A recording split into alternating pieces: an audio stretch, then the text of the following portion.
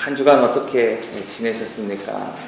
저는 여러분들의 관심과 사랑으로 일주일 잘 기도원에서 기도하며 이렇게 보내고 돌아왔습니다. 오늘 우리에게 주시는 이 말씀은 승리를 주시는 주님을 바라보십시오라고 하는 제목입니다. 한 해 여러분들이 오늘 우리에게 승리를 주시는 주님을 바라보며 살아가실 수 있게 되기를 바랍니다. 특별히 오늘 본문의 말씀 중에 4장 1절의 말씀, 내 의의 하나님이여 내가 부를 때에 응답하소서 곤란 중에 너그럽게 하셨사오니 내게 은혜를 베푸사 나의 기도를 들으소서. 이 말씀은 한 해 제가 뽑은 그 말씀입니다. 오늘 나오신 분들 중에서 한 해 말씀을 뽑지 못하신 분들이 계시면 이따 예배를 마치고 돌아가시면서 또 기도하는 마음으로 뽑고 돌아가셨으면 좋겠습니다. 이 말씀을 통해서 이 다윗의 이 고백의 말씀을 통해서 다윗이 바라본 하나님은 어떤 하나님인가, 곤란 중에 어려움 중에 그가 어떤 하나님을 바라봤기에 그에게 힘이 되었고 은혜가 되었는가를 다시 한번 살펴보려고 합니다. 우리나라의 아버지들의 애환을 담은 영화 그리고 책들이 지금 많은 관심을 가지고 있는 것 같습니다.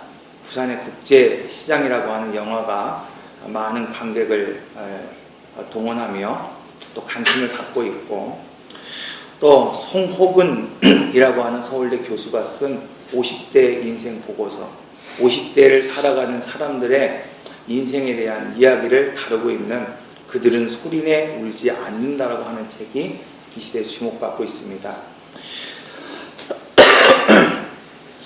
전후 세대이고 이 땅에 또 이 나라의 새 시대를 열고 새 역사를 창조한 그들의 삶을 조명하면서 또 현대에 그들이 어떠한 위치에 있는가를 세상 깨닫게 하는 그러한 책인 것 같습니다. 그 내용을 보면은 그 내용 중에 50대를 평가하는 내용을 보면은 습자지로 글씨를 배우던 그 세대가, 저희 어릴 적만 해도 습자지를 이렇게 글씨를 이렇게 보고 했던 그런 기억이 있는데, 습자지로 글씨를 연습하며 지내던 그 세대가 어느덧 스마트폰을 만드는 세대가 되었다는 거예요. 고무줄로 장난감을 만들고 총을 만들던 이 세대가 자동차를 만드는 그러한 역군이 되었다고 말하고 있습니다. 고무신을 이렇게 뒤집어서 냇가에 흐르며 배를 만들던 이 세대가 세계 제1의 조선소를 일구는 세대가 되었습니다. 판잣집에 살며 어렵고 힘든 세월을 보냈던 이 세대가 이제는 초현대식 아파트를 지으며 살아가는 세대라고 말하고 있습니다. 그런데 결론적으로 이 책에서는 마지막으로 각종 스펙으로 무장한 자식 세대들, 후세대들에 의해서 쓸쓸하게 퇴장하는 이 세대, 그 세대가 바로 오늘 이 시대를 살아가는 50대의 가장이라고 정의하고 있습니다.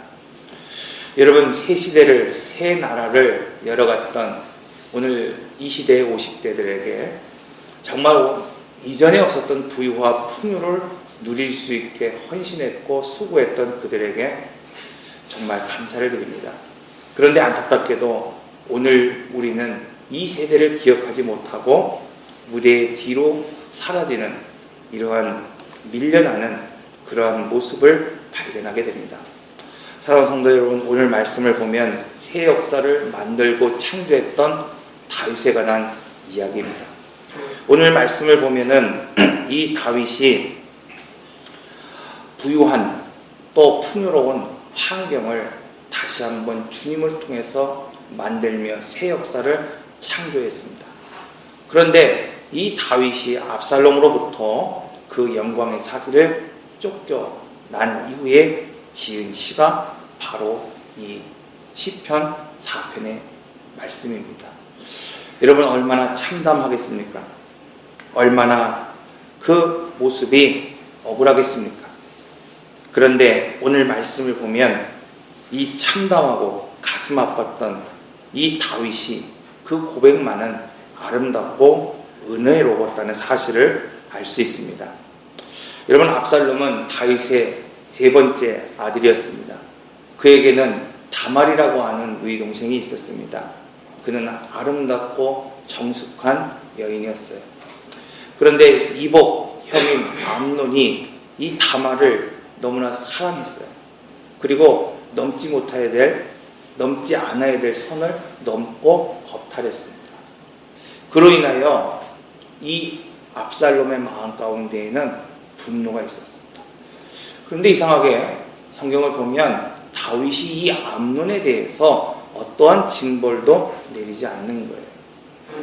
이 분노로 가득한 이 압살롬은 결국 이 암논을 몰래 불러서 초청을 해서 잔치를 베푸는 가운데에 즉 살해하게 됩니다. 이 결과로 인해서 압살롬은 이후에 5년 동안 아버지의 얼굴을 보지 못하고 외가 할아버지 집에 쫓겨 살아가게 됩니다. 여러분, 이후에 5년 이후에 다윗의 용서를 받아서 다윗의 얼굴을 본 이 압살롬. 그러나 그 마음 가운데는 여전히 사라지지 않는 분노가 있었습니다. 그리고 결국 아버지의 자리를 빼앗기 위하여 반란하였습니다. 오늘 본문에서 다윗은 이러한 어렵고 힘들고 비참한 상황 가운데에서 주를 바라볼 때에 힘을 얻고 위로를 얻었다고 말씀하고 있습니다. 여러분, 이 시대를 살아가는 성도들이 꼭 갖춰야 될 그러한 말씀이 있습니다. 꼭 갖춰야 될 모습이 있습니다. 그것은 주를 갈망하는 마음이라고 말하고 있습니다. 한 목사님이 그 책을 통해서 이야기할 때에 이런 말을 하고 있어요. 주를 갈망한다는 것이 도대체 무엇이냐? 어린 아이가, 자기의 딸이 저희 집 딸처럼 코뼈가 부러졌다고, 놀다가 코뼈가 부러졌는데 그것을 다시 세우기 위해서 수술을 하러 가는데 자기는 업무에 바빠서 교회에 있을 때에 마음은 교회에 있지만, 몸은 교회에 있지만 마음은 그 딸이 수술하는 그 병원에 가 있는 상태. 간절히 그 딸이 빨리 회복되고 치료되기를 바라는 마음이 있을 때, 그것을 갈망이라고 합니다. 여러분, 몸은 다른 곳에 있습니다. 그러나 주를 향한 마음이 있는 그 상태. 여러분, 오늘 우리의 몸은 교회 밖에 있지만 교회를 향한 마음이 간절할 때, 오늘 우리가 세상을 향해서 일주일간 살아가지만 그러나 우리의 마음은 늘 주님을 바라보는 시선을 가지고 있을 때, 여러분, 이것이 갈망이라고 합니다. 요즘 시대에 살아가는 오늘 우리 성도들에게 부족한 것이 바로 이렇게 주님을 갈망하는 마음이 부족하다고 말하고 있습니다. 둘째로 주님을 경외하는 마음이 부족하다고 말하고 있습니다. 부끄럽게도 저는 교육학 석사입니다. 교육학을 전공한 사람들이 자녀 교육을 잘한다고 볼 수는 없는 것 같아요. 제가 이제 부교육자로 있으면서 늘 아이들한테 안타까운 것이 어떤 마음이냐면, 목회자의 자녀이다 보니까 또 이렇게 좀 경직된 그런 교회에 있다 보니까 자녀들을 이렇게 마음 놓고 사랑해 주지 못하고 늘 목사의 자녀가 목사인 양 대우받고 치이는 그런 모습을 보게 되면서, 목사의 자녀라고 해서 목사가 아니잖아요. 그렇기 때문에 이 아이들에게 상처를 주고 싶지 않은 마음이 늘 있었어요. 그래서 될 수 있는 대로 교회 안에서는 이렇게 그냥 너그럽게 하려고 하다 보니까 조금 요즘 들어보니까 좀 망아지같이 되는 모습이 보여지면서 정말 내가 교육을 잘하고 있는 것인가 하는 생각을 가지게 됩니다. 가까이 하니까, 편하게 하니까 부모에 대한 경외심이 사라진 것은 아닌가 하는 생각을 가지게 됩니다. 사랑하는 성도 여러분, 오늘 우리가 신앙생활을 하다 보면 이러한 실수를 할 때가 있다는 거예요.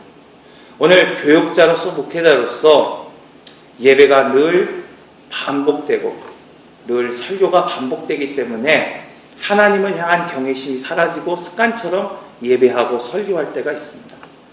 여러분, 오늘 우리가 신앙생활하면서 우리는 지금 아직 교회가 크지 않지만 큰 교회에서 교사로 일할 때에 준비된 마음으로 아이들을 가르치고 체계적인 공과를 공부하여 가르치기보다는 습관적으로 자기의 경험을 말하고 자기의 이야기를 할 때가 얼마나 많은지 모릅니다.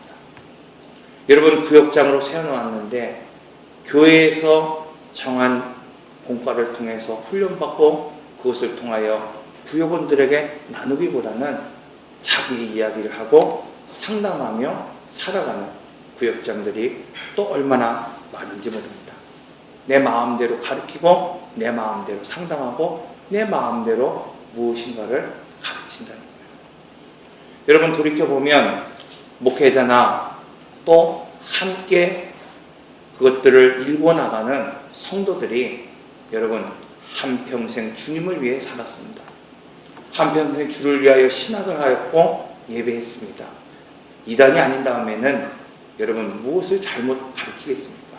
그러나 중요한 것은 옳고 그름의 문제가 아니라 교회를 향한 질서의 문제라는 겁니다. 이처럼 신앙생활을 할 때의 성도는 주님을 경외하는 마음을 가져야 합니다. 오래 믿었다고 해서 결코 자신의 신념을 가지고 무엇인가를 하는 것은 옳지 않다는 것입니다. 교회의 가르침을 받고 지도를 받아 통일되게, 경건하게, 또 하나님을 경외하는 마음으로 서야 된다고 말하고 있습니다.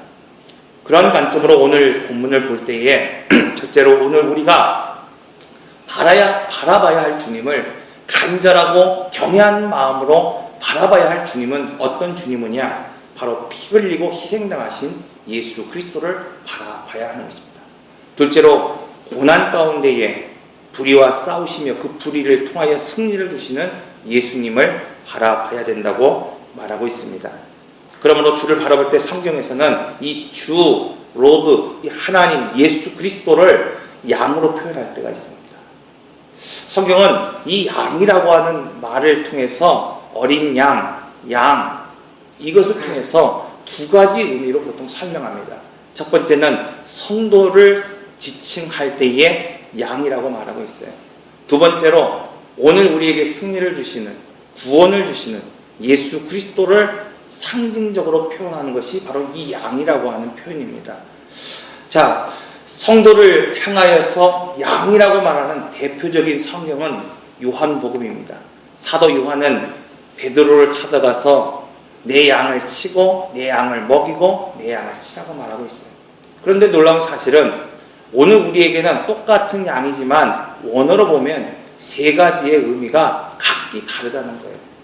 첫 번째로 주님이 이 요한에게 내 양을 먹이라, 내 양을 치라 했을 때의 그 양은 원어적으로 보면 아르니온입니다. 즉 갓 태어난 어린 양을 먹이라는 거예요. 두 번째로 이 베드로에게 말했을 때에 어린 양을 치라고 하는 것은 프로바티온입니다. 즉 청년기에 있는 양이라는 거예요. 마지막으로 프로바톤이라고 하는 말로 내 양을 먹이라고 얘기했을 때는 다 자란 성장한 그런 성장이 끝난 양을 말하고 있습니다. 즉 주님은 오늘 우리에게 오늘 성도들이 갓 태어난 성도이든지 청년기에 활발한 성도이든지 이미 성장이 끝난 성도이든지 그들을 돌보고 보살피고 먹이라고 명령하고 있습니다. 이런 의미에서 양은 바로 성도를 가리키는 것입니다. 그러나 이 사도 요한은 요한계시록을 통해서 이 어린 양의 개념을 성도가 아닌 예수 그리스도로 29번이나 걸쳐서 소개하고 있습니다. 핸델의 메시아라고 하는 곡의 마지막 그 곡이 죽임을 당하신 어린 양이라고 하는 주제를 가지고 노래를 하게 됩니다. 여러분 오늘 우리가 CCM이나 복음성가를 부를 때에 죽임당한 어린 양이라고 하는 그러한 찬양을 곳곳에서 찾아볼 수가 있습니다. 여기서 표현되고 있는, 상징되고 있는, 말하고 있는 이 죽임당하신 어린 양은 요한복음에서 사용하고 있는 어린 양이 아닙니다. 즉 요한계시록에서 이 불의와 싸워 이기시는 승리를 주시는 어린 양을 표현하고 있는 것입니다. 그러므로 이 요한계시록에서의 어린 양은 바로 예수 그리스도입니다. 홀치라고 하는 사람은 출애굽기의 6월절 어린 양이 바로 요한계시록의 어린 양의 배경이 된다라고 말하고 있어요. 즉 6월절을 통하여 구원을 주신 그 어린 양이 피가 바로 예수 그리스도의 보혈의 피를 상징한다고 말씀하고 있습니다. 둘째로 이사야 53장의 말씀을 통해서 고난을 당하는 여호와의 종의 모습을 통해서 이 요한계시록의 어린 양을 상징할 수 있다라고 말하고 있습니다. 그러나 무엇인가 그 두 가지만을 가지고 요한계시록의 이 여리고 갓 태어난 이구니온이라는 이 어린 양을 표현하기는 부족하다는 거예요. 그래서 묵시문학에서 말하고 있는 그 배경을 들어서 이 요한계시록의 이 어린 양이 바로 승리를 주시는 어린 양이라고 말하고 있습니다. 그래서 요한계시록의 어린 양을 보면 7개의 눈과 7개의 뿔을 가진 강한 승리자, 전능하신 하나님을 표현하고 있습니다. 그러므로 여러분 오늘 우리의 구원을 주시는 하나님을 바라볼 때 이 두 가지의 관점을 놓고 바라볼 수 있어야만 합니다. 우리는 그러므로 첫째, 우리를 위하여 죽으신 예수 그리스도를 바라보아야만 합니다. 구약에서의 어린 양이 우리를 위하여 피 흘리시고 우리를 위하여 죽으신 그 예수 그리스도의 보혈을 상징합니다. 특히 이사야 53장에서는 고난의 종으로 오신 예수 그리스도를 상징합니다. 구약에서의 제사를 통해서 그 어린 양의 보혈의 피를 뿌릴 때에 오늘 우리에게 구원이 있는 것처럼 예수 그리스도의 희생의 보혈 때문에 오늘 우리는 구원을 얻습니다. 만약 그분의 피가 없다고 한다면 우리는 하나님께 나아갈 수 없고 하나님의 얼굴을 또한 바라볼 수 없기 때문입니다. 오늘 오후 예배에 복음을 아십니까? 라고 하는 제목을 가지고 이제 말씀을 전하려고 하는데, 복음이 무엇인가? 복음은 무엇입니까? 유앙게리온, 기쁜 소식이라. 복음의 원어는 기쁜 소식이라는 거예요. 그럼 기쁜 소식이 뭐냐? 십자가의 복음과 부활의 복음입니다. 즉 십자가의 복음 앞에서 나의 죄를 깨닫고 회개하는 그 믿음을 가지고 오늘 우리가 구원을 얻습니다. 여러분, 예수 그리스도가 죄를 이기고 사망을 이기고 부활하신 그 예수 그리스도 때문에 오늘 우리는 복음이 되는 것입니다. 여러분, 그러므로 히브리서 10장 19절 20절의 말씀을 보면, 그러므로 형제들아 우리가 예수의 피를 힘입어 성소에 들어갈 담력을 얻었다고 말하고 있습니다. 여러분, 오늘 우리가 성소에 나갈 수 있는 담력을 얻는 건 다른 데 있는 것이 아닙니다. 내가 정결한 옷을 입었기 때문에 주님 앞에 설 수 있는 게 아니에요. 내가 깨끗하게 치장했기 때문에 주님을 지금 바라보며 나갈 수 있는 것이 아닙니다. 예수 그리스도의 보혈의 피 때문에 오늘 우리는 주님 앞에 대면할 수 있습니다. 여러분, 오늘 우리가 이 주님을 바라보아야만 합니다. 죄를 지은 자가 어떻게 편안하게 살아갈 수 있겠습니까? 죄를 지은 자가 어떻게 주님 앞에 당당하게 설 수 있겠습니까? 요즘 뉴스를 보니까 모녀를 죽이고 도망한 그 가장이 잡힐 때의 모습을 보니까 어떤 모습이냐면 온몸이 물에 젖은 모습이래요. 그리고 손에 자해 자국이 있다는 거예요. 여러분, 죄를 지은 자가 어떻게 편안하게 살아갈 수 있겠습니까? 두려움에 떨 수밖에 없습니다. 압살롬이 용서를 받은 후에야 바로 다윗의 얼굴을 볼 수 있었던 것처럼 우리는 죄 사함을 받은 이후에야 바로 하나님의 얼굴을 바라볼 수 있는 것입니다. 그러므로 평안은 회개하여 사함을 받은 사람이 얻는 것입니다.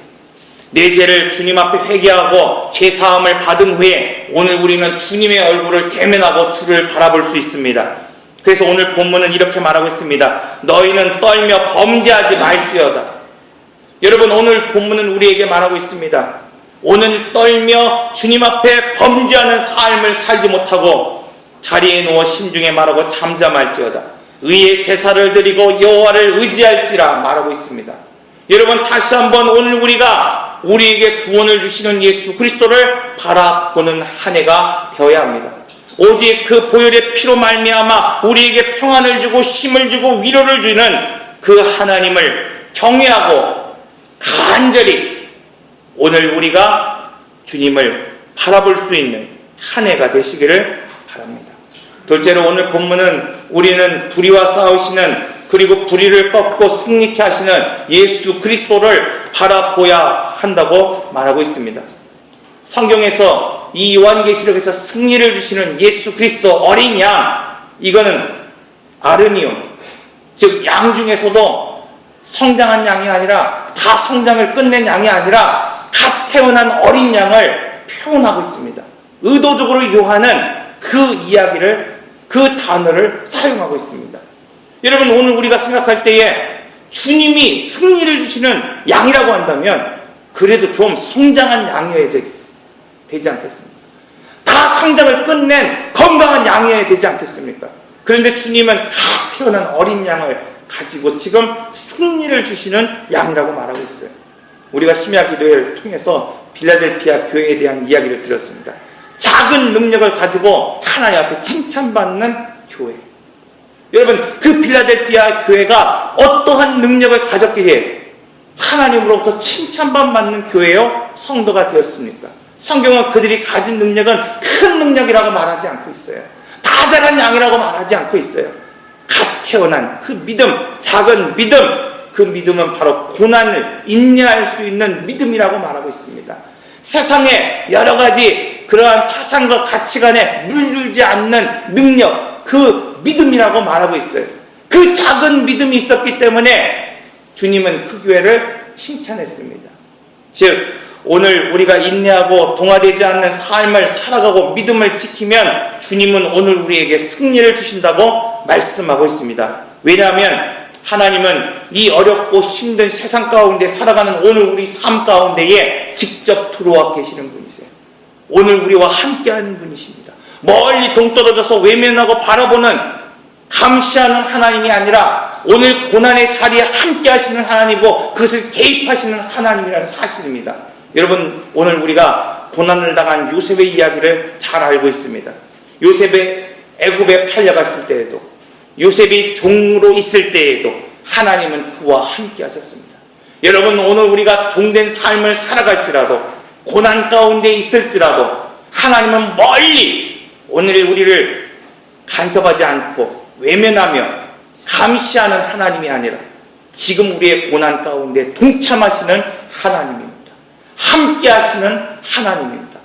여러분, 그것을 어떻게 알 수 있습니까? 요셉의 고백을 통해서 알 수 있습니다. 요셉은 하나님이 나와 함께 하셨다는 것, 그것을 분명히 알았습니다. 이것을 우리는 미래를 전망할 수 있는 눈을 가진 자라고 말하고 있습니다. 미래를 전망할 수 있는 눈을 가진 사람은 결코 낙심하지 않습니다. 결코 포기하지 않습니다. 결코 불평하지 않습니다. 여러분, 요셉의 고백은 악을 바꾸사 선으로 만드신 하나님이라고 고백하고 있습니다. 내가 고난 중에 애굽에 팔려갔고 그곳에 종이 되었지만 그것을 분명한 목적을 가지고 나를 인도하신 분은 당신들이 아니라 하나님이라고 고백하고 있습니다. 여러분, 이것이 바로 요셉의 믿음입니다. 장차 승리를 주실 하나님을 바라볼 수 있는 눈이 열린, 전망할 수 있는 그러한 요셉의 믿음이었습니다. 그러나 이스라엘 백성들이 하나님 앞에 약속을 받았습니다. 하나님 앞에 복을 받았습니다. 인도함을 받았습니다. 그런데 그들에게는 당장의 현실만을 바라볼 수 있는, 그 어려운 환경만을 바라보는, 이 땅의 소망을 두고 살아가는 이스라엘 백성이었다고 출애굽의 백성들을 평가하고 있습니다. 여러분, 그들의 기도와 간구가 무엇입니까? 요셉과는 다릅니다. 그들이 하나님의 인도함을 받고 하나님의 도움을 받아 약속을 받았지만 그들의 간구와 기도는 물을 내라는 겁니다. 목마른 우리의 목에 물을 내라는 겁니다. 떡을 내라는 겁니다. 입을 걸 내라는 것입니다. 여러분, 오늘 우리가 한평생 살아가면서 예배하고 주님을 찾고 바라본다고 말하고 있지만 오늘 우리의 기도가 물을 내고 떡을 내고 입 것을 내라고 오늘 우리가 기도한다고 한다면 우리는 지금 주님을 바라보고 있는 것입니다. 땅에 소망을 두는 사람은 바로 이 땅의 현실 앞에, 이 땅의 환경 앞에 이 애굽의 백성들처럼 돌아가 애굽의 그 가마에 내가 있었다고 한다면, 내가 죽을 것 죽어 매장할 곳이 없어서 나를 이 광야에 보냈냐고 원망하며 불평하며 살아가는 사람들입니다. 그러나 여러분, 하늘의 소망을 두는 사람, 하늘의 것을 가치를 두는 사람, 장차 다가오실 오늘 우리에게 영광의 모습으로 변형시키시고 바꿔주실 그 하나님을 전망하며 바라보는 사람은 이 현실 앞에, 고난 앞에 원망하지 않습니다. 다윗과 같이 하나님 앞에 감사하며 그 기쁨을 고백하는 사람들입니다. 현실의 가치에 주목하지 않고 썩어질 것에 마음을 두지 않는 사람들입니다. 그래서 다윗은 본문 7절에서 주께서 내 마음에 두신 기쁨은 이미 투고온 예루살렘의 그 황금보다도, 예루살렘의 그 풍성스러운 포도주와 풍성함보다도 더 큰 기쁨이라고 고백하고 있습니다. 지금 쫓겨나서 예루살렘의 많은 것들을 두고 피난 나온 이 다윗, 그러나 그 갖고 있는 풍성함보다도 하나님을 바라볼 때에 그 기쁨이 더 크다고 말하고 고백하고 있는 사실을 우리는 발견하게 됩니다. 여러분, 지금 이 다윗 상황이 얼마나 비참합니까? 얼마나 부끄럽습니까? 얼마나 초라합니까? 그러나 그 기쁨은 은혜롭습니다. 여러분, 오늘 우리가 주님을 갈망할 때, 오늘 우리가 주님을 온전히 믿고 신뢰하며 경외하는 마음으로 그분을 바라볼 때에, 첫째, 오늘 본문은 오늘 우리를 위하여 죽으신 예수 그리스도를 그러한 마음으로 바라봐야 된다. 예수 그리스도의 보혈이 십자가의 복음 앞에 오늘 우리가 설 때에 그분이 나에게 구원을 주시는 하나님이기 때문입니다. 둘째로, 힘들고 어렵지만 이 다윗과 같이 오늘 우리를 구원을 주시는 하나님을 전망하고 조명할 수 있는 눈을 가질 수 있어야 된다는 겁니다. 여러분, 오늘은 육체의 사람으로 살지 말고 하늘의 것, 하나님의 것을 바라보며 살아가는 사람일 때에 바로 이 눈을 가지며 살아갈 수 있다고 말씀하고 있습니다. 사랑하는 성도 여러분, 올 한 해를 살아가면서 바로 이 하나님을 바라보며 살아가는 오늘 우리 성도들이 다 되시기를 바랍니다.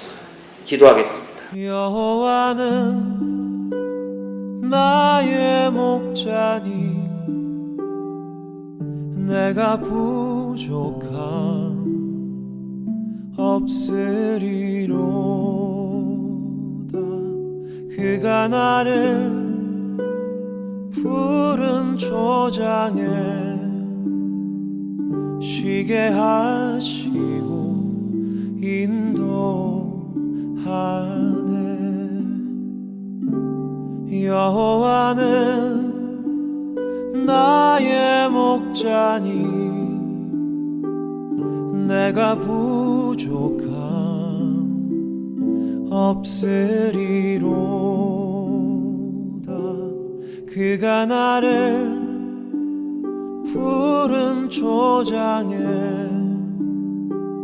쉬게 하시고 인도하네.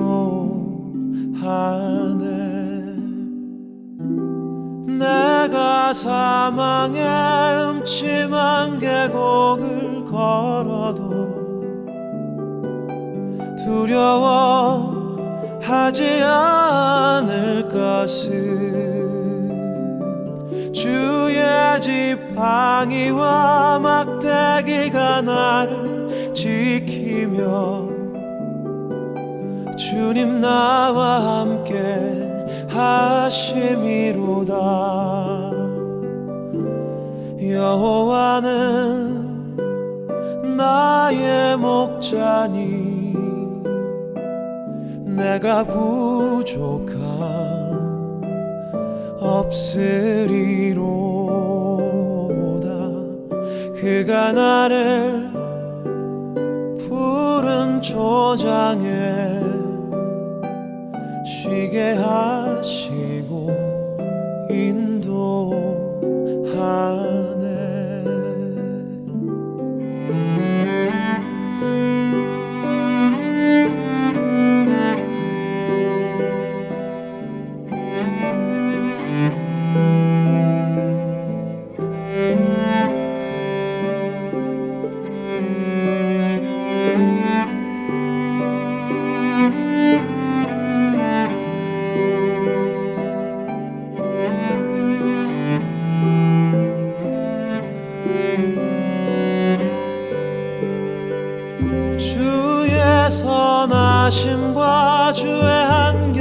같은 사랑이 평생에 나를 따를 것이니 내가 여호와의 집에서 영원토록